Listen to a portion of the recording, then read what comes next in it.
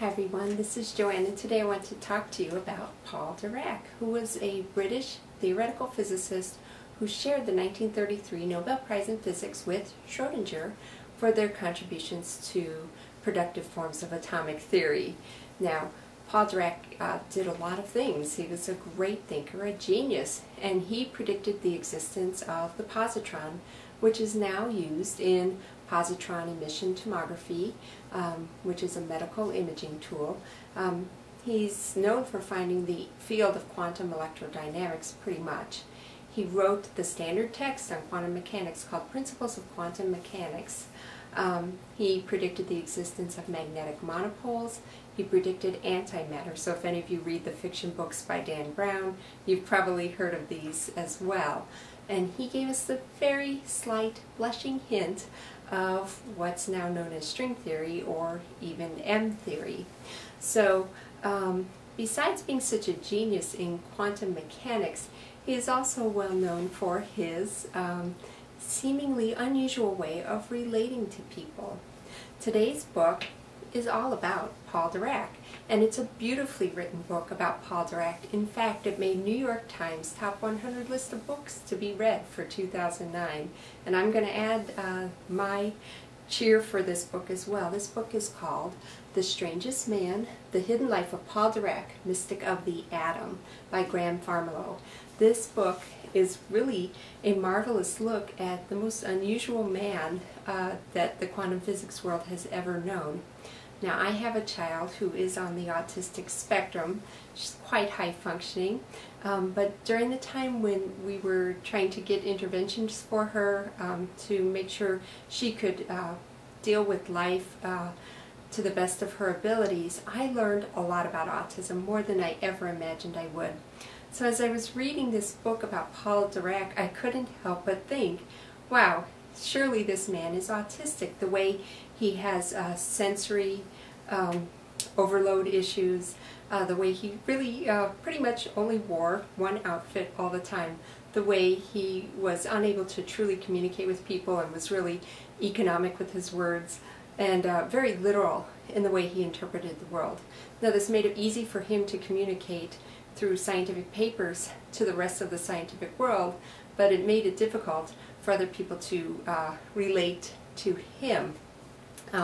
But nonetheless, there are many, many anecdotes about Paul Dirac, and I'll just share one with you, one that is often repeated. You can read the book to learn more, but at one point he was giving a seminar, and the director said, "Are there any questions?" And someone raised their hand and asked Dirac, or said to Dirac, "I don't understand that equation."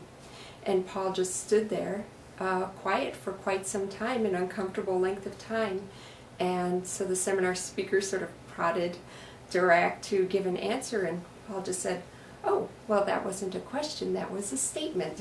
And so examples like that fill this book, as well as discussions of his early childhood and his life. And eventually he did get married, even though it seemed like for a while he was never going to find the company of a woman that he really, really liked.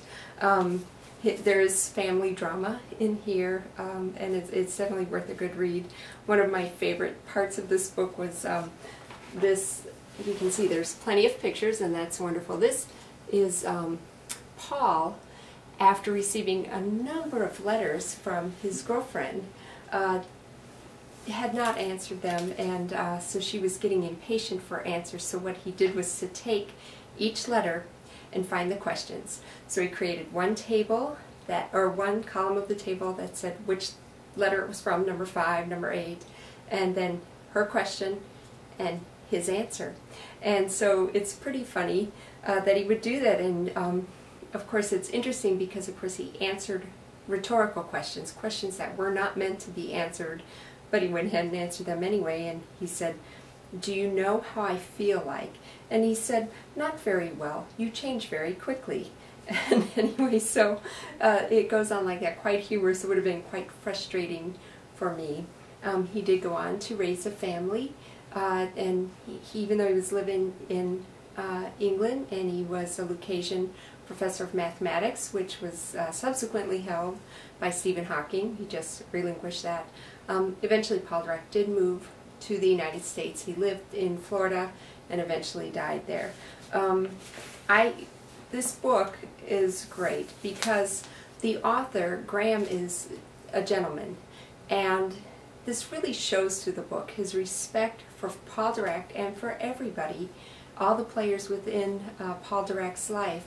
But what you also get is this sense that Graham is a physicist. He knows his physics very well, and so when you're presented the complicated physics of quantum mechanics, it's presented quite gently in a very succinct way, but it's never forced down your throat.